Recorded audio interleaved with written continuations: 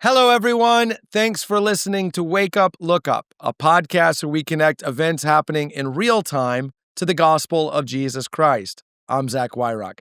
And in today's episode, we're asking the question, why are teens rejecting dating? This is based on an article I read in The Atlantic recently about how teens are foregoing the classic rite of passage of dating. For example, the share of teens in romantic relationships has plummeted with Gen Z. Only 56% of Gen Zers say that they have dated as teenagers, compared, for example, to 76% of the generation before them. That is a precipitous decline.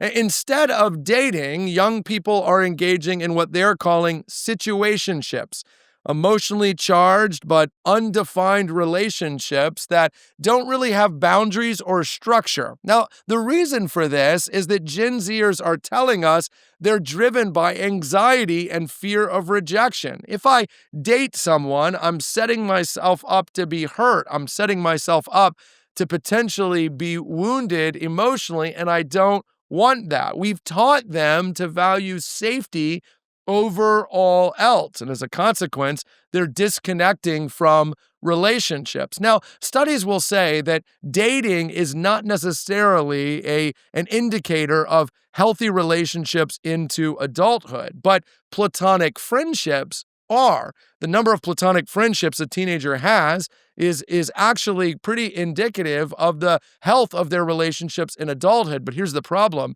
Gen Zers aren't doing that either. They're not just retreating from dating, they're retreating from meaningful relationships in favor of keeping everything at a surface level, of engaging with lots of people in a little bit of way, and of going online, particularly with ChatGPT and other devices like that. There's a cultural emphasis on self-sufficiency and self-protection, and it's ruining the ability of Gen Zers to engage relationally. And I have to tell you, spiritually, I think this is a massive problem. Here's why.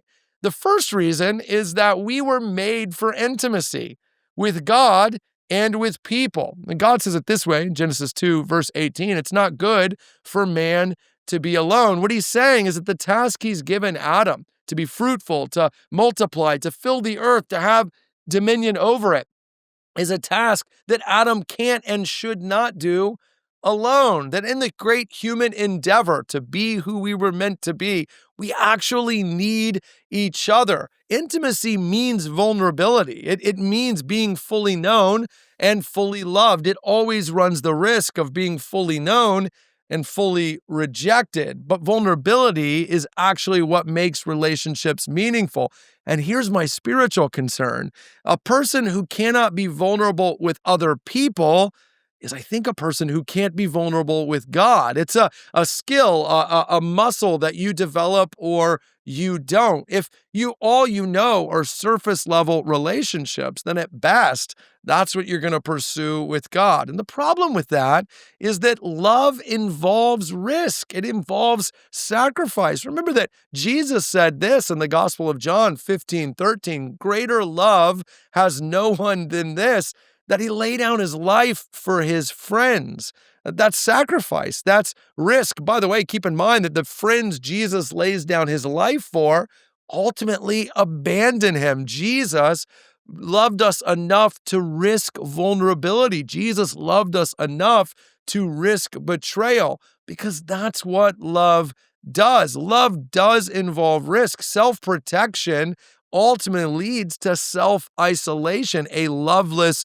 kind of life. In fact, it leads to transactional love. What Gen Zers will find is that they'll use each other for sexual fulfillment or to have a fun Friday night, but they won't actually develop meaningful relationships. Self-protective love actually misses the point. Keep in mind that in 1 John 4:18, John writes, there is no fear in love, but perfect love casts out fear. It doesn't do that by avoiding vulnerability.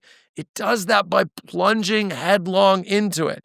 One of the most meaningful experiences anyone can have is to be vulnerable with a person and receive love, not rejection, to receive acceptance, not betrayal. And it's not only meaningful on a human-to-human level, it's meaningful because it sets up for the idea that maybe God can love us like that as well, which is the heartbeat of the gospel.